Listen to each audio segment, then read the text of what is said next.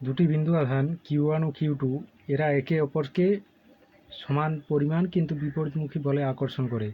তো বল তো ভেক্টর রাশি, এর আগে আমরা শুধুমাত্র বলের মানটা ক্যালকুলেশন করেছিলাম, এখানে বলকে ভেক্টর হিসাবে দেখিয়েছি। তাহলে দেখো কিভাবে রিপ্রেজেন্ট করা যায়। Q1 আধান যদি Q2 আধানকে F12 বলে আকর্ষণ করে, তাহলে Q2 আধান লিখতে পারি Q2 আধান Q1 আধানকে F21 বলে আকর্ষণ করবে। এখানে 1 2 রিপ্রেজেন্ট করছে 1 নম্বর আধানের দ্বারা 2 নম্বর আধানের উপর ক্রিয়াশীল বল। আবার এখানে F21 এটা রিপ্রেজেন্ট করছে 2 নম্বর আধান দ্বারা 1 নম্বর আধানের উপর ক্রিয়াশীল বল। এভাবে ধরে নেওয়া যায়, কেউ অন্যভাবেও ধরতে পারো। তাহলে স্পষ্টতই এই দুটো বল ক্রিয়া প্রতিক্রিয়া বল, তাই এরা সমান হবে এবং বিপরীতমুখী হবে। তাহলে ভেক্টর চিহ্নের সাহায্যে দেখালে অবশ্যই সমান চিহ্ন দিতে হবে এবং নেগেটিভ চিহ্ন ইউজ করতে হবে। তাই F12 equal to minus F21। এবার দেখো, যদি একটি আধানের উপর একাধিক বিন্দু আধানের জন্য বা বিস্তৃত আধান যাই হোক না কেন, একটি আধানের উপর একাধিক আধানের দ্বারা যদি বল প্রযুক্ত হয়, তাহলে ওই যে আধানটা আমি প্রথমে বলেছি ওই আধানটির উপর ক্রিয়াশীল বল হবে সমস্ত বলগুলোর লব্ধি। তাহলে সমস্ত বলগুলির অবশ্যই ভেক্টর যোগফল নিতে হবে, লব্ধি অর্থাৎ ভেক্টর যোগফল। তাহলে দেখো এখানে চিত্রে দেখাচ্ছি কিউ আধানের উপর Q1 আধানের দ্বারা প্রযুক্ত বল F1, কিউ আধানের উপর Q2 আধানের দ্বারা প্রযুক্ত বল F2, কিউ আধানের উপর Q3 দ্বারা আধানের দ্বারা প্রযুক্ত বল F3 এবং কিউ আধানের উপর Q4 আধানের দ্বারা প্রযুক্ত বল F4। তাহলে কিউ আধানের উপর লব্ধি বল লিখব F equal to F1 plus F2 vector চিহ্ন দিয়ে F vector equal to F1 vector plus F2 vector plus F3 vector plus F4 vector. এরপর এদের মধ্যবর্তী অ্যাঙ্গেল এবং এদের মান জানা থাকলে তবেই আমরা লব্ধি বের করতে পারি। তো সেগুলো অঙ্ক করার ক্ষেত্রে আমরা ইউজ করব, এখন শুধু ভেক্টরিক্যালি রিপ্রেজেন্ট করা হলো। এরপর যেটা বোঝাবো,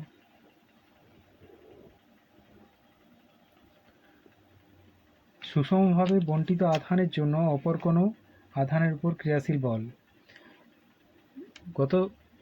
গত ক্লাসে যে চ্যাপ্টারটা হয়েছে তাতে আধানের তলমাত্রিক ঘনত্বের কথা বলেছিলাম। আধানের তলমাত্রিক ঘনত্ব বলতে কোনো একটা তলে আধান যদি বণ্টিত থাকে তাহলে একক ক্ষেত্রফলে যে পরিমাণ আধান থাকবে সেটাই আধানের তলমাত্রিক ঘনত্ব। তারপর বলেছিলাম যে আধান শুধুমাত্র তলে নয়, কোনো একটা ধরো সরু পরিবাহী তারের উপর আধান বণ্টিত আছে, সেক্ষেত্রে আধানের রৈখিক ঘনত্ব পাই। কোনো একটা ভলিউমের মধ্যে আধান ছড়িয়ে আছে, সেক্ষেত্রে আধানের আয়তনমাত্রিক ঘনত্ব পাই। সেগুলো নিয়ে আলোচনা করছি। দেখো, আধানের রৈখিক বণ্টনের জন্য স্থির তড়িৎ বল। এখানে ধরে নিচ্ছি যে একটা এল দৈর্ঘ্যের পরিবাহী, এই পরিবাহীর উপর আধান বণ্টিত আছে, সুষমভাবে বণ্টিত আছে এবং এই পরিবাহী থেকে কিছু দূরে প্লাস কিউ জিরো আধান রয়েছে। এখানে আমি পজিটিভই ধরে নিচ্ছি, পজিটিভও হতে পারে, নেগেটিভও হতে পারে, বা একটা পজিটিভ একটা নেগেটিভ এরকমও হতে পারে। তো এই পরিবাহী তারের কোনো একটা পয়েন্টে সমস্ত আধান নেই। একটা পয়েন্টে আধান থাকলে তো সরাসরি আমরা F equal to 1/4πε0 into Q0/r² এটা করে দিতাম, কিন্তু আধান সর্বত্র রয়েছে এবং সমস্ত বিন্দু থেকে Q0 আধানের দূরত্বটা একই নয়। এখানে স্পষ্টতই এই জায়গা থেকে যদি দূরত্ব ভাবি, দূরত্বটা বেশি হবে।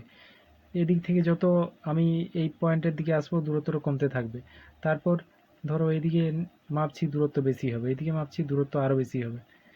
তাহলে সব জায়গা থেকে দূরত্ব সমান নয়। তাহলে আমি একটা ইউনিফর্ম ফর্মুলা যেটা F equal to 1/4πε0 into Q0/r² এটা করতে পারবো না। তাহলে এখানে আধানের তলমাত্রিক ঘনত্ব দিয়ে ক্যালকুলেশনটা করতে হবে। দেখো, এই সমগ্র পরিবাহীতে মোট আধান ধরে নিচ্ছি কিউ আর সমগ্র পরিবাহীর দৈর্ঘ্য এল। তাহলে আধানের তলমাত্রিক ঘনত্ব কত পাবো? আধানের তলমাত্রিক ঘনত্ব না, আধানের রৈখিক ঘনত্ব পাবো ল্যামডা ইকুয়াল টু Q/L। অর্থাৎ একক দৈর্ঘ্যে যে পরিমাণ আধান অবস্থিত হবে সেটাকেই বলা হবে আধানের রৈখিক ঘনত্ব। এই পরিবাহীর যে কোনো একক দৈর্ঘ্যে যে পরিমাণ আধান থাকবে সেটাই Q/L। সমগ্র আধানকে সম্পূর্ণ দৈর্ঘ্য দিয়ে ভাগ করা হয়েছে। তাহলে আধানের রৈখিক ঘনত্ব যদি পেয়ে থাকি এবার ধরে নিই যে পরিবাহী দৈর্ঘ্য বরাবর একটা অতি ক্ষুদ্র দৈর্ঘ্য কল্পনা করলাম ডিএল। কলনবিদ্যার নিয়ম অনুযায়ী অতি ক্ষুদ্র রাশিকে ডি টার্ম দিয়ে ধরা হয়। ডিএল একটা অতি ক্ষুদ্র দৈর্ঘ্য ধরলাম এবং ডিএল থেকে ওই কিউ জিরো আধানের দূরত্ব আর। তো দূরত্ব ভেক্টর রাশি, তাই ভেক্টর চিহ্ন দিয়ে লিখেছি। এবার দেখো ডিএল দৈর্ঘ্যটা অতি ক্ষুদ্র হওয়ার জন্য এই ডিএল দৈর্ঘ্যের যে কোনো পয়েন্ট থেকেই দূরত্ব ওই আরই ধরতে পারি, এই কারণেই এটা অতি ক্ষুদ্র ধরা হয়েছে। তাহলে ডিএল দৈর্ঘ্যে অবস্থিত আধানের পরিমাণ কত? রৈখিক ঘনত্ব মানে বোঝায় একক দৈর্ঘ্যে অবস্থিত আধান। তাহলে ডিএল দৈর্ঘ্যে অবস্থিত আধান হবে ল্যামডা ডিএল। একক দৈর্ঘ্যে আধান ল্যামডা, ডিএল দৈর্ঘ্যে আধান ল্যামডা ডিএল। এটাই ডিএল দৈর্ঘ্যে অবস্থিত আধান। আর ডিএল দৈর্ঘ্যটা যেহেতু অতি ক্ষুদ্র দৈর্ঘ্য ধরেছি, তাহলে আধানের পরিমাণটাও অতি ক্ষুদ্র হবে, তাই DQ. DQ equal two lambda DL. এবারে ডিকিউ আধান থেকে কিউ জিরো আধানের দূরত্ব আর। তাহলে ডিকিউ আধানের জন্য কিউ জিরো আধানের উপর ক্রিয়াশীল বল, বল যেহেতু ভেক্টর রাশি এখানে ভেক্টর দিয়ে লিখছি, ক্রিয়াশীল বলটাও অতি ক্ষুদ্র হবে যেহেতু ডিকিউ আধানটা ক্ষুদ্র আধান ধরেছি। তাই DF equal to 1/4πε0 into Q zero DQ. মূল আধানটা কিউ জিরো, যেটা পরীক্ষাধীন আধান সেটা কিউ জিরো, আর ডিএল দৈর্ঘ্যের আধান হলো ডিকিউ। তাহলে সেই কিউ ওয়ান কিউ টুর জায়গায় কিউ জিরো ডিকিউ বাই এদের মধ্যবর্তী দূরত্ব আর, তাহলে আর স্কোয়ার ইন্টু আর ইউনিট। তাহলে এখানে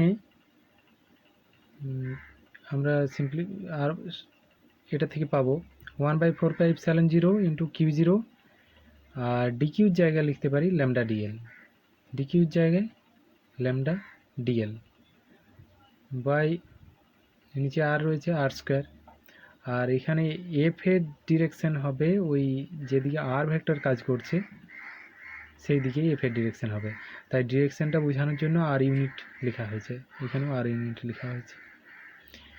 এবার এই সম্পূর্ণ পরিবাহী অর্থাৎ এল দৈর্ঘ্যে অবস্থিত আধানের জন্য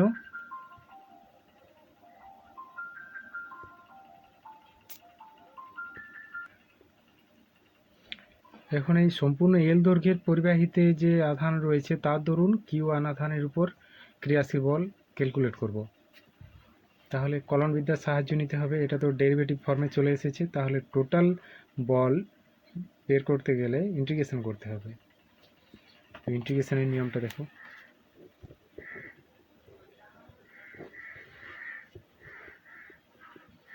এখানে পরিবাহীর এল দৈর্ঘ্যে অবস্থিত আধানের জন্য কিউ জিরো আধানের উপর ক্রিয়াশীল বল এফ ইকুয়াল টু ইন্টিগ্রেশন করতে হবে। তাহলে যেগুলো ধ্রুবক পদ সেগুলো বাইরে নিয়ে চলে এসেছি। কিউ জিরো উপরে ছিল, এটা ধ্রুবক ছিল তাই এটা বাইরে এনেছি, কারণ কিউ জিরো আধানটা নির্দিষ্ট পরিমাণ আধান, ডিভাইডেড বাই 4πε0। এবার ইন্টিগ্রেশন করা হচ্ছে, এখানে ডেরিভেটিভ ফর্মটা রয়েছে এল এর, এখানে দেখতে পাচ্ছ ডিএল রয়েছে, তাহলে এল এর সাপেক্ষে ইন্টিগ্রেশন হবে। তো এখানে ইন্টিগ্রেশনের এল এর লিমিটটা কোথা থেকে কোথা সেটা আমাদের জানা নেই। এখানে এল লিখেছি নিচে, এটা লিমিট বোঝানোর জন্য নয়, এটা লাইন ইন্টিগ্রেশন। কোনো একটা দৈর্ঘ্য বরাবর যখন ইন্টিগ্রেশন করা হয় সেটাকে বলা হয় লাইন ইন্টিগ্রেশন। এটা ইন্টিগ্রেশন এল এভাবেও লিখতে পারি, বা শুধুমাত্র একটা ইন্টিগ্রেশন চিহ্ন দিলে সেটা লাইন ইন্টিগ্রেশনই বোঝায়। তাই এখানে ইন্টিগ্রেশন চিহ্ন এল লিখেছি, এটা লাইন ইন্টিগ্রেশন বোঝাচ্ছে, এটা লিমিট নয় কিন্তু। আর ল্যামডা তোমরা বলতে পারো যে আধানের রৈখিক ঘনত্ব ল্যামডা, এটা তো ধ্রুবক। হ্যাঁ, এখানে ল্যামডাকে অনেকে বলতে পারো যে এটা ল্যামডা, এটাকে বলতে পারো যে এটা তো আধানের রৈখিক ঘনত্ব, এটা তো তাহলে সুষমভাবে বণ্টিত থাকলে রৈখিক ঘনত্ব ধ্রুবক হবে। হ্যাঁ, সুষমভাবে যদি আধান বণ্টিত থাকে সেক্ষেত্রে দৈর্ঘ্য বরাবর রৈখিক ঘনত্ব ধ্রুবক হবে, কিন্তু যদি আধান সুষমভাবে বণ্টিত না হয় সেক্ষেত্রে দৈর্ঘ্য বরাবর রৈখিক ঘনত্বটা দৈর্ঘ্যের উপর নির্ভর করবে, অর্থাৎ ল্যামডা এটা এল এর অপেক্ষক হবে। ল্যামডা সমান এল দিয়ে কোনো একটা রাশি মেলা হবে যাতে ওটা দৈর্ঘ্যের উপর নির্ভর করে, এরকম বোঝায়। দৈর্ঘ্য অনুযায়ী বিভিন্ন জায়গায় রৈখিক ঘনত্ব বিভিন্ন এরকম হতেই পারে, তাই ল্যামডাকে ইন্টিগ্রেশন চিহ্নের ভিতরে রেখেছি। আর যদি কোথাও আধান সুষমভাবেই বণ্টিত থাকে দৈর্ঘ্য বরাবর, তখন ল্যামডা ধ্রুবক হবে এবং ল্যামডাকে ইন্টিগ্রেশন চিহ্নের বাইরে, যেমন কিউ জিরোকে বাইরে এনেছি ওরকম ল্যামডাকেও বাইরে আনতে পারি। আর এখানে আটটা স্পষ্টতই আটটা দৈর্ঘ্যের উপর নির্ভর করবে, কারণ ওই যে পরিবাহী তারটার যে কোনো জায়গা থেকে আর দূরত্ব সমান নয়, দৈর্ঘ্যের উপর নির্ভর করছে পরিবাহীটার কত দূরত্বে গেলে বিভিন্ন যে কোনো এক প্রান্ত থেকে যদি আমি দূরত্বটা চেঞ্জ করি, ছবিতে দেখাই, ধরো এই প্রান্ত থেকে আমি স্টার্ট করছি, তো এই প্রান্ত থেকে দৈর্ঘ্য যত বাড়ছে তত আটটা ক্রমশ চেঞ্জ হতে থাকবে, দৈর্ঘ্য এদিকে যত বাড়তে থাকবে, এখান থেকে শুরু করে দৈর্ঘ্য ধরো বাড়ছে ক্রমশ, তো বিভিন্ন এলের বিভিন্ন অবস্থানের জন্য দেখা যাবে যে আর এর মানটা বিভিন্ন হবে, তাহলে আটটা অবশ্যই এল এর অপেক্ষক, সেই জন্য আটটাকেও ইন্টিগ্রেশন চিহ্নের ভিতরে লেখা হচ্ছে। এখানে দেখো আটটাও ইন্টিগ্রেশন চিহ্নের ভিতরে, অর্থাৎ আটটাও এল এর কোনো অপেক্ষক হবে। তাহলে ইন্টিগ্রেশন চিহ্নের ভিতরে এই কারণে ল্যামডা আর এই টার্মগুলো রেখেছি। আর এখানে এটা বাম দিকে যেহেতু ভেক্টর, ডান দিকেও ভেক্টর হবে, তাই এটা বল এবং বলের মানটার সাথে দিকটা বোঝানোর জন্য আর ইউনিট ভেক্টর এটাও রাখতে হবে। আর ইন্টিগ্রেশন লেখার সময় সবার শেষে ডেরিভেটিভ ফর্মটা লেখা হয়, তাই ডিএল টার্মটা শেষে লেখা হয়েছে। তাহলে নিশ্চয়ই বোঝা গেল। এইবার উপযুক্ত রাশিগুলো জানা থাকলে আমরা ক্যালকুলেশন করে বের করতে পারবো। এবার দেখো ক্ষেত্রীয় আধান বন্টনের জন্য স্থির তড়িৎ বল। ক্ষেত্রীয় আধান বন্টন বলতে ওই যেটা আমরা পাই আধানের তলমাত্রিক ঘনত্ব, ওটা এখানে হিসাব করব। ধরো কোনো একটা তলে আধান সুষমভাবে বণ্টিত, সে পজিটিভ আধানও হতে পারে, নেগেটিভ আধানও হতে পারে। আর ওই তল থেকে কিছু দূরে একটা প্লাস কিউ জিরো আধান আছে, এটাও পজিটিভও হতে পারে, নেগেটিভও হতে পারে। তো আমি এখানে ক্যালকুলেশন যেভাবে করছি সেই অনুযায়ী এটা আমি পজিটিভ ধরে নিয়েছি, এটাও পজিটিভ ধরে নিয়েছি। তাহলে এই তলে মোট আধান যদি স্মল কিউ ধরি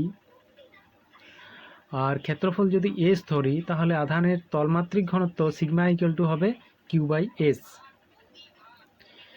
এবার এই এস ক্ষেত্রফলের মধ্যে যে কোনো একটা অতি ক্ষুদ্র ক্ষেত্রফল কল্পনা করলাম ডিএস।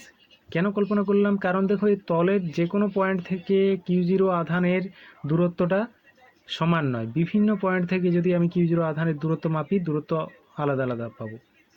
তাই ক্যালকুলেশন করার জন্য কলনবিদ্যার অবতারণা করতে হচ্ছে। ধরে নিলাম একটি অতি ক্ষুদ্র ক্ষেত্রফল ডিএস, তাহলে ডিএস ক্ষেত্রফলে কি পরিমাণ আধান থাকবে? হ্যাঁ, আরেকটা কথা বলি, ডিএস ক্ষেত্রফল থেকে ওই কিউ জিরো আধানটির দূরত্ব আর, দূরত্ব ভেক্টর রাশি, তাই এটা ভেক্টর চিহ্ন দেওয়া হয়েছে, তল থেকে কিউ জিরোর দূরত্ব এরো চিহ্নটা এদিকে দিয়েছি। এবার দেখো যেহেতু এটা অতি ক্ষুদ্র ক্ষেত্রফল, তার মানে এই ক্ষেত্রফলের যে কোনো পয়েন্ট থেকেই আমি কল্পনা করব যে কিউ জিরো আধানের দূরত্ব আর। তাহলে ডিএস ক্ষেত্রফলে কি পরিমাণ আধান রয়েছে ক্যালকুলেট করতে পারলে ডিএস ক্ষেত্রফলের আধানের দরুন কিউ জিরো আধানের উপর প্রযুক্ত বল ক্যালকুলেশন করতে পারবো। এবার লিখি ডিএস ক্ষেত্রফলে আধানের পরিমাণ, আধানের তলমাত্রিক ঘনত্ব বলতে বোঝায় একক ক্ষেত্রফলে আধানের পরিমাণ। তাহলে ডিএস ক্ষেত্রফলে আধানের পরিমাণ হবে D Q equal to sigma DS. এখানে ডিএস ক্ষেত্রফলটা ক্ষুদ্র, তাহলে আধানের পরিমাণও ক্ষুদ্র, তাই ডি কিউ টার্ম লেখা হয়েছে D Q equal to sigma DS. তাহলে দেখো ডিএস ক্ষেত্রফলে অবস্থিত আধানের জন্য কিউ জিরো আধানের উপর ক্রিয়াশীল বল, বলটাও ক্ষুদ্র বল হবে, তাই এটা ডিএফ ভেক্টর রাশি দিচ্ছি, ডিএফ ইকুয়াল টু 1/4πε0 ইন্টু এখানে যে আধানটা রয়েছে, এটা কিউ জিরো আধান, কিউ জিরো ইন্টু ডিএস ক্ষেত্রফলের আধান ডি কিউ, তাই কিউ ওয়ান ইন্টু কিউ টুর জায়গায় কিউ জিরো ডি কিউ লেখা হচ্ছে বাই আর স্কোয়ার। এবার এফ এর ডিরেকশনটা বোঝানোর জন্য আর ইউনিট দেওয়া হচ্ছে, মানে আর ভেক্টরের ডিরেকশনেই এফটা কাজ করবে।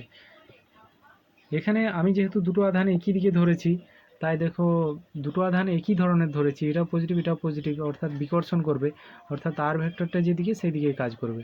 যদি কেউ পজিটিভ এটা নেগেটিভ ধরে তখন তাকে নেগেটিভ চিহ্ন ইউজ করতে হবে।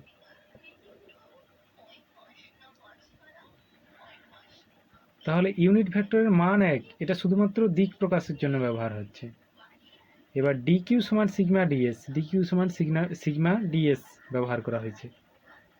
এবার সম্পূর্ণ যে ক্ষেত্রফল এস ক্ষেত্রফলে অবস্থিত আধানের জন্য কিউ জিরো আধানের উপর ক্রিয়াশীল বল, তাহলে এস ক্ষেত্রফলে অবস্থিত আধানের জন্য কিউ টু আধানের উপর ক্রিয়াশীল বল নির্ণয় করতে গেলে অবশ্যই ইন্টিগ্রেশন করতে হবে, কারণ এখানে সমষ্টি মানে সমস্ত ধরো ডিএস আরও অনেক ক্ষেত্রফল, ডিএস সমস্ত ক্ষেত্রফলগুলোর টোটালটাই হবে সম্পূর্ণ ক্ষেত্রফল। তাই সম্পূর্ণ ক্ষেত্রফলের জন্য যে বল সেটা টোটাল বল। তো টোটাল কোনো কিছু করতে গেলে কলনবিদ্যার নিয়মে ইন্টিগ্রেশন করতে হয়। তাই এস ক্ষেত্রফলে অবস্থিত আধানের জন্য কিউ জিরো আধানের উপর ক্রিয়াশীল বল এফ ইকুয়াল টু ধ্রুবক পদগুলো ইন্টিগ্রেশনের বাইরে নিয়ে আসছি। কিউ জিরো ধ্রুবক, এটা উপরে ছিল, বাইরে এনেছি। এই যে কিউ জিরো, এটা ধ্রুবক ছিল, নির্দিষ্ট পরিমাণ আধান আমি বাইরে রেখে পরীক্ষাটা করছি, তাই কিউ জিরো ধ্রুবক, এটা কিউ জিরো বাইরে এসেছে। 1/4πε0, এটাও ধ্রুবক, বাইরে এসেছে। ইপসাইলন জিরো তো মাধ্যমে তড়িৎ ভেদ্যতা, তাহলে এটা নিশ্চয়ই ধ্রুবক। এবার এটা লেখা হয়েছে সারফেস ইন্টিগ্রেশন, এটা কিন্তু লিমিট নয়। এই যে ডেরিভেটিভ ফর্মে রয়েছে কে, সারফেসের ডেরিভেটিভ ফর্ম রয়েছে, তাহলে ইন্টিগ্রেশনটাও হবে সারফেস ইন্টিগ্রেশন। এর আগে আমরা শুধু ইন্টিগ্রেশন বলতে ইন্টিগ্রেশনে বুঝতাম, কিন্তু আগে যে ইন্টিগ্রেশনগুলো করা হয়েছে সবগুলো দৈর্ঘ্য ভেবেই করা হয়েছে। যেমন ডিএক্স ডিওয়াই এগুলো সব দৈর্ঘ্য ভেবে করা হয়েছে, তাই এগুলো সবই ছিল লাইন ইন্টিগ্রেশন। সারফেস মানে ওখানে কিন্তু দুটো দৈর্ঘ্যের গুণফল এরকম বোঝায়। সারফেস, যে কোনো সারফেস বলতে দৈর্ঘ্য ইন্টু দৈর্ঘ্য এরকম বোঝায়, মানে সারফেসের মাত্রা দৈর্ঘ্যের মাত্রা ইন্টু দৈর্ঘ্যের মাত্রা। তাই সারফেস ইন্টিগ্রেশনটা ওটা আলাদা রকম, সারফেস ইন্টিগ্রেশন হিসাবে লেখা হবে, অথবা এখানে দুটো ইন্টিগ্রেশন চিহ্ন দেওয়া হবে, ডাবল ইন্টিগ্রেশন। ডাবল ইন্টিগ্রেশন বলতে সারফেস ইন্টিগ্রেশন বোঝায়। ওই যে দুটো মাত্রা রয়েছে, দুটো দৈর্ঘ্য রয়েছে, একটা দৈর্ঘ্যের ইন্টিগ্রেশন হলে শুধুমাত্র লাইন ইন্টিগ্রেশন হয়, কিন্তু সারফেসের ইন্টিগ্রেশন মানে ওটা ডাবল ইন্টিগ্রেশন লিখতে পারি, মানে পরপর দুটো ইন্টিগ্রেশন চিহ্ন, অথবা একটা ইন্টিগ্রেশন চিহ্ন দিয়ে শুধু এই গোড়া নিচে এস লিখে দিতে পারি, এটা বোঝায় সারফেস ইন্টিগ্রেশন। তো ক্যালকুলেশন করার পদ্ধতি আছে, ক্যালকুলেশন ম্যাথামেটিক্সে যখন আমরা পাবো তখন ক্যালকুলেশন করব। এসটা কিন্তু কোনো লিমিট নয়, আর এখানে তো মান বের করছি না, তাই লিমিট বসানোর দরকার নেই। এবার দেখো ইন্টিগ্রেশনের ভিতরে সিগমা পড়ে থাকছে আর তলায় আর square into R unit DS. এখানে সিগমা, এটা যদি আধান সুষমভাবে বণ্টিত থাকে তাহলে সিগমা ধ্রুবক হবে, অর্থাৎ ওই তলের সর্বত্র আধানের তলমাত্রিক ঘনত্ব সমান হবে। কিন্তু যদি আধান সুনির্দিষ্ট সুষমভাবে বণ্টিত না হয়, ক্ষেত্রফলের উপর নির্ভর করে বিভিন্ন জায়গাতে আধানের মান বিভিন্ন, তলমাত্রিক ঘনত্ব বিভিন্ন হয়, সেক্ষেত্রে সিগমাটা এসের অপেক্ষক হবে। তাই সিগমাকে ইন্টিগ্রেশন চিহ্নের ভিতরে রাখা হয়েছে। এরপর দেখো আধানের আয়তনীয় বণ্টনের দরুন স্থির তড়িৎ বল। তো এইখানে একটা ডাউট হতে পারে যে তোমরা তো জানো আধান পরিবাহীর বাইরের পৃষ্ঠে অবস্থান করে। হ্যাঁ, আধান পরিবাহীর বাইরের পৃষ্ঠে অবস্থান করে, কিন্তু যদি পরিবাহী না হয়ে কোনো অন্তরক পদার্থ হয়, অন্তরক পদার্থের মধ্যেও চার্জ তো সৃষ্টি হতে পারে। তো একটা উদাহরণ দিচ্ছি, যেমন ধরো বায়ুর মধ্যে চার্জ সৃষ্টি হতে পারে। বাতাসে যখন জলকণা ভাসে, যেমন মেঘের মধ্যে, সেই জলকণার মধ্যে ঘর্ষণ হয়, সেই ঘর্ষণের ফলে যে স্থির তড়িৎ উৎপন্ন হয়, সেই আধান একটা নির্দিষ্ট আয়তনের মধ্যে আবদ্ধ থাকে। তার ফলেই তো আধানের আয়তনমাত্রিক ঘনত্ব যখন খুব বেশি হয়ে যায়, তখন অপর একটা স্থানে যদি আধানের আয়তনমাত্রিক ঘনত্ব বেশি হয়ে যায় এবং বিপরীত প্রকৃতির হয়, তখন ওই মেঘের দুটি অংশের মধ্যে কি হয়, বিদ্যুৎ ক্ষরণ ঘটে, যেটাকে আমরা বজ্র বলে থাকি, বজ্রপাত। বা বায়ুতে আধানের আয়তনমাত্রিক ঘনত্ব খুব বেড়ে গেছে, তার ফলে হঠাৎ করে ভূপৃষ্ঠের সাথে বিদ্যুৎ ক্ষরণ হলো, সেটাও বলা হবে আধানের ওই তলমাত্রিক ঘনত্ব বৃদ্ধির জন্য বিদ্যুৎ ক্ষরণ, মানে ওটা বজ্রপাতের ঘটনা। তো এটা প্রকৃতিতে বললাম, কৃত্রিমভাবেও যে কোনো কুপরিবাহী পদার্থের মধ্যে যদি এইভাবে আধান সৃষ্টি করা যায়, তাহলে আয়তনমাত্রিক ঘনত্ব অবশ্যই থাকবে। যেমন ধরো বায়ুর মধ্যে যখন আমরা ক্যাথোড রে চালনা করি, ক্যাথোড রে মানে ইলেকট্রন কণার স্রোত, তো ইলেকট্রন কণা মানে তো আধান, তাহলে অবশ্যই যদি ইলেকট্রন কণার সংখ্যা বৃদ্ধি পায়, যে বায়ুর মধ্যে ইলেকট্রন প্রবাহিত হচ্ছে, তার মানে সেখানে তলমাত্রিক ঘনত্ব বেড়ে যাবে, এটাই ভাবা হবে, এই আয়তনমাত্রিক ঘনত্ব বেড়ে যাবে। তাহলে কোনো একটা আয়তনের মধ্যেও আধান অবস্থিত হতে পারে। এবার আমি সম্পূর্ণ আয়তনের মধ্যে যে আধান রয়েছে, মোট আধান ধরে নিই কিউ আর মোট আয়তন ভি, তাহলে আধানের আয়তনমাত্রিক ঘনত্ব একক আয়তনে যে পরিমাণ আধান থাকবে সেটাই আধানের আয়তনমাত্রিক ঘনত্ব, তাই rho equal to Q by V. এবার এই সম্পূর্ণ আয়তনে অবস্থিত আধানের দরুন কিউ আধানের উপর ক্রিয়াশীল বল ক্যালকুলেট করব। তাহলে দেখতে পাচ্ছি যে সমস্ত বিন্দু থেকে দূরত্ব কিন্তু সমান নয়, তাহলে সরাসরি আমরা সেই Q 1/4πε0 into Q zero by R square করতে পারবো না, কারণ আরটা নির্দিষ্ট পাবোই না, তাই কলনবিদ্যার সাহায্য নিতে হবে। এই আয়তনের মধ্যে একটা অতি ক্ষুদ্র আয়তন কল্পনা করে নিই, ডিভি। তাহলে ডিভিটা অতি ক্ষুদ্র আয়তন হলে এর যে কোনো পয়েন্ট থেকেই দূরত্ব একই, সেই দূরত্বটা আমি ধরে নিই আর। তাহলে ডিভি আয়তনে কি পরিমাণ আধান আছে ক্যালকুলেট করব। তার দরুন কিউ জিরো আধানের উপর ক্রিয়াশীল বল হিসাব করব, আর ইন্টিগ্রেশন করলে আমরা পেয়ে যাব সম্পূর্ণ আয়তনে অবস্থিত আধানের দরুন এই কিউ জিরো আধানের উপর ক্রিয়াশীল বল। Next page.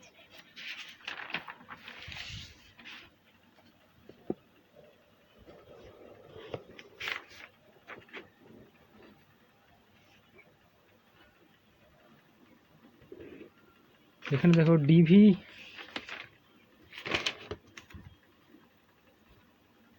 ডিভি আয়তনে আধানের পরিমাণ, রো হলো আধানের আয়তন মাত্রিক ঘনত্ব, অর্থাৎ একক আয়তনে আধান রো, তাহলে ডিভি আয়তনে আধানের পরিমাণ হবে রো ডিভি। তাই ডিভি আয়তনে অবস্থিত আধানের পরিমাণ, ওটাও অতি ক্ষুদ্র আধান, DQ equal to rho DV. এবার ডিভি আয়তনে অবস্থিত আধানের জন্য কিউ জিরো আধানের উপর ক্রিয়াশীল বল, এখানে যেহেতু আধানের পরিমাণ ক্ষুদ্র, ক্রিয়াশীল বলটিও ক্ষুদ্র হবে, তাই DF equal to 1/4πε0 into Q zero into DQ, মানে দুটো আধানের পরিমাণের গুণফল, ডিভাইডেড বাই আর স্কোয়ার, মধ্যবর্তী দূরত্বের বর্গ। এবার এখানে ভেক্টর চিহ্ন দিয়েছি, অর্থাৎ ডান পক্ষেও দিকটা প্রকাশের জন্য আর ইউনিট দিতে হবে। আমি যেহেতু দুটোই পজিটিভ ধরেছি, তাহলে বিকর্ষণ করবে, অর্থাৎ আর ইউনিট যেদিকে সেই দিকেই বলটা কাজ করবে। কেউ নেগেটিভ ধরতে পারো, নেগেটিভ চার্জ ধরতে পারো, তখন এখানে নেগেটিভ দিতে হবে। একটা ধরো ওই সারফেসে পজিটিভ আছে আর কিউ জিরো আধানটা নেগেটিভ, তখন এখানে নেগেটিভ দিতে হবে। বা সারফেসে পজিটিভ আছে, কিউ জিরো আধানটা নেগেটিভ, তখনও নেগেটিভ দিতে হবে। মানে বিপরীতজাতীয় হলে তখন উল্টো নেগেটিভ চিহ্ন দিতে হবে। এবার ডিকিউ সমান যেটা ক্যালকুলেশন করে যেটা পেয়েছি আমরা, এটা এখানে বসাবো 1/4πε0 into Q zero rho DV by R square into R unit. তাহলে সমগ্র আয়তন অর্থাৎ ভি আয়তনে অবস্থিত আধানের জন্য কিউ জিরো আধানের উপর ক্রিয়াশীল বল কত হবে? এই অতি ক্ষুদ্র আয়তনে অবস্থিত ডিভি আয়তনে অবস্থিত আধানের জন্য যে বলটা, তার ইন্টিগ্রেশন করতে হবে। অর্থাৎ বাম পক্ষ ইন্টিগ্রেশনের জন্য এফ হয়ে যাচ্ছে টোটাল বল, আর ডান পক্ষে যেগুলো ধ্রুবক পদ ইন্টিগ্রেশনের বাইরে আসবে। কিউ জিরো এটা বাইরে অবস্থিত আধানটা, এটা ধ্রুবক, তাহলে কিউ জিরোকে বাইরে এনেছি ইন্টিগ্রেশনের বাইরে, ডিভাইডেড বাই 1/4πε0, এটাও ধ্রুবক। আরেকটা কথা, এখানে ইপসাইলন জিরো ধরে নিচ্ছি, যদি কোনো মাধ্যমের উল্লেখ না থাকে তাহলে আমরা মাধ্যমটাকে শূন্য মাধ্যম হিসাবে কল্পনা করি। শূন্য মাধ্যম বা বায়ু মাধ্যম, শূন্য বা বায়ু মাধ্যমে তড়িৎ ভেদ্যতা একই, সেটা সিগমা জিরো ধরা হয় এবং এর মান রয়েছে নির্দিষ্ট বলেছি। এবার ইন্টিগ্রেশনের ভিতরে থাকবে রো, নিচে রো বাই আর স্কোয়ার, আর আর ইউনিট এটাও থাকবে ইন্টু ডিভি।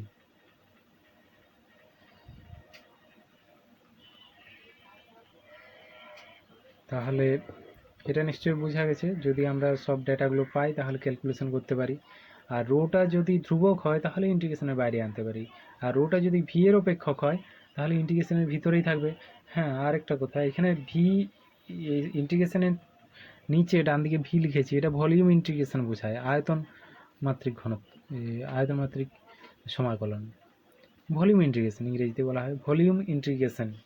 যদি এভাবে না লিখি তাহলে তিনটা ইন্টিগ্রেশন চিহ্ন দিতে হবে, এই যে এরকম পর পর তিনটা চিহ্ন দিয়ে তারপর এই রাশিমালাটা লিখতে হবে। হয় একটি ইন্টিগ্রেশন চিহ্ন দিয়ে এইখানে তলায় ভি লিখব, তাহলে ভলিউম ইন্টিগ্রেশন বোঝাবে, বা তিনটা পরপর ইন্টিগ্রেশন চিহ্ন দিয়ে এটা লিখব, তাহলে ভলিউম ইন্টিগ্রেশন বোঝাবে।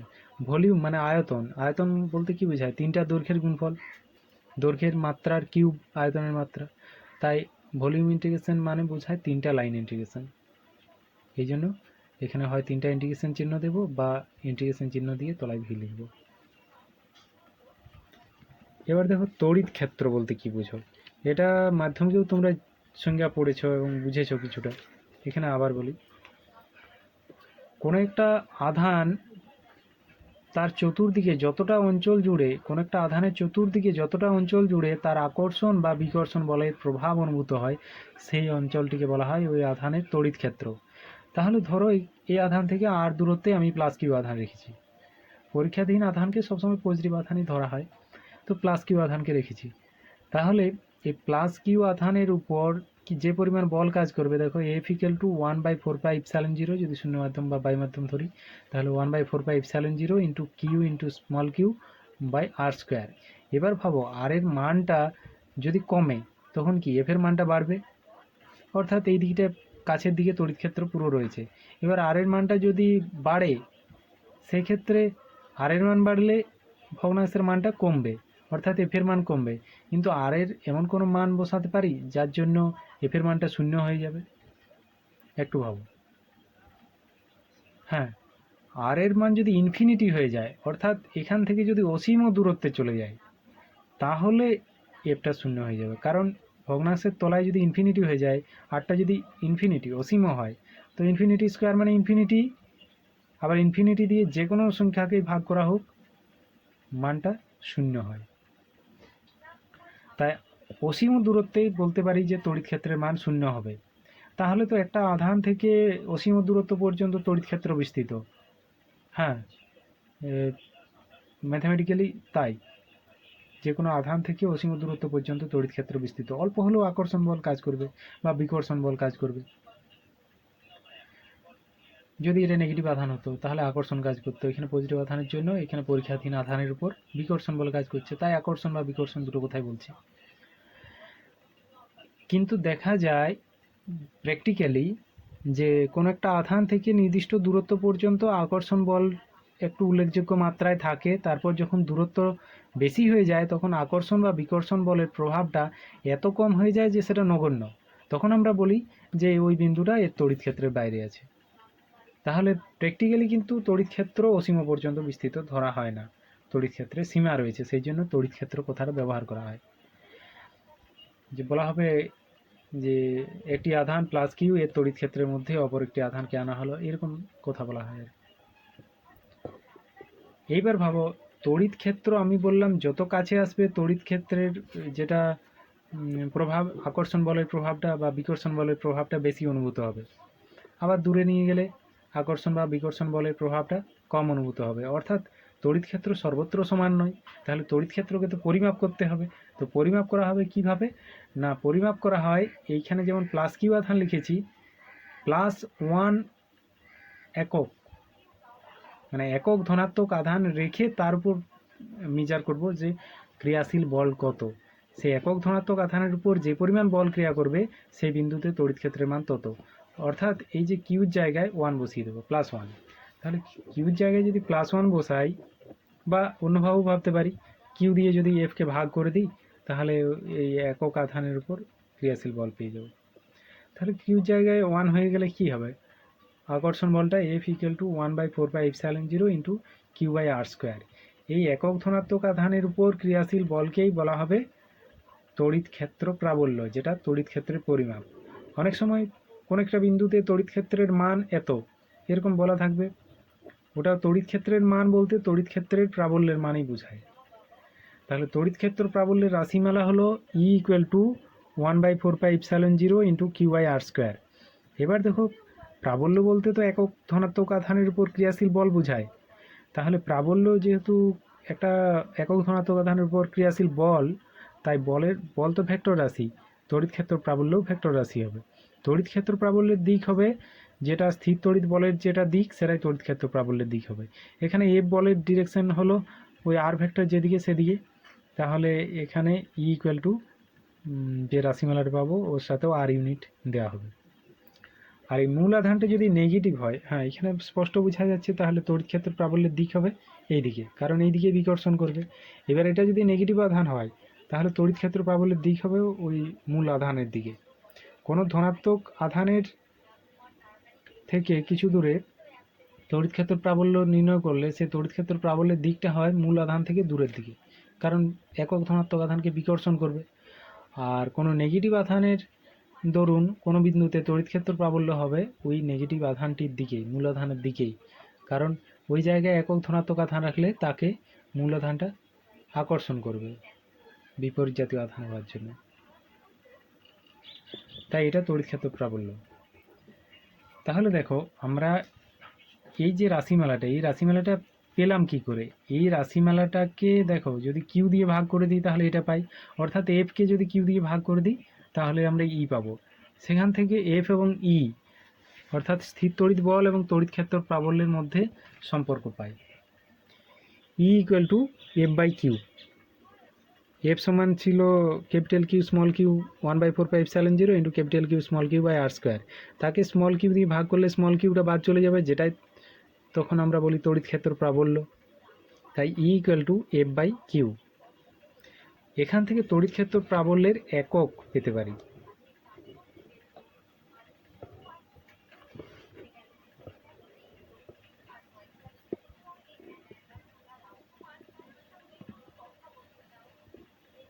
তড়িৎ ক্ষেত্র প্রাবল্যের একক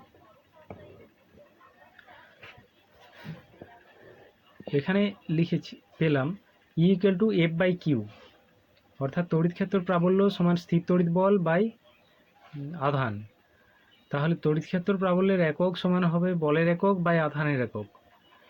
তাহলে তড়িৎ ক্ষেত্র প্রাবল্যের সিজিএস একক, বলের সিজিএস একক ডাইন আর আধানের সিজিএস একক ইএসইউ আধান। তো ইএসইউ আধানকে অনেক সময় সংক্ষেপে ইএসইউ বলা হয়, আধান কথাটা উজ্জ্বল রেখে দেওয়া হয়। এখানে ডাইন পার ইএসইউ বলতে ইএসইউ আধানকেই বোঝাবে। তাই এখানে আমরা ডাইন পার ইএসইউ আধান বলতে পারি বা ইএসইউ বলতে পারি সংক্ষেপে। তাই ডাইন পার ইএসইউ, এই ডাইন পার ইএসইউ এটা হলো সিজিএস পদ্ধতিতে তড়িৎ ক্ষেত্র প্রাবল্যের একক। এটাকে অনেক সময় ইএসইউ প্রাবল্য বলা হয়। যেগুলো সিজিএস পদ্ধতিতে ইউনিট, বেশিরভাগই যেমন আধানের একক ইএসইউ আধান, তড়িৎ ক্ষেত্র প্রাবল্যের একক ইএসইউ প্রাবল্য, এটা ধারকের একক ইএসইউ ধারকত্ব। তারপর এরকম রয়েছে বিভবের একক ইএসইউ বিভব, ইএসইউ বিভব সেটাকে স্টার ভোল্ট বলা হয়। ওটাও আবার দেখাবো, মাধ্যম কেউ শিখেছো আবার একবার জানবে। এবার তড়িৎ ক্ষেত্র প্রাবল্যের এসআই একক, তো এসআই এককও ওরকম বলের একক বাই আধানের একক হবে। বলের একক নিউটন, আধানের একক কুলম, তাহলে নিউটন পার কুলম বা নিউটন কুলম টু দি পাওয়ার -1।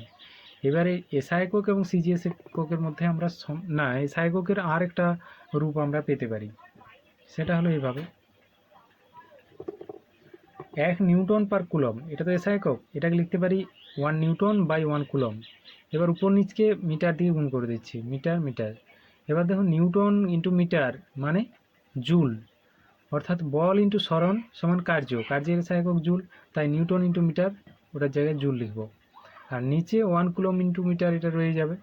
এবার joule per coulomb, joule per coulomb মানে ভোল্ট, এটা ক্লাস 10-এ তোমরা দেখেছো।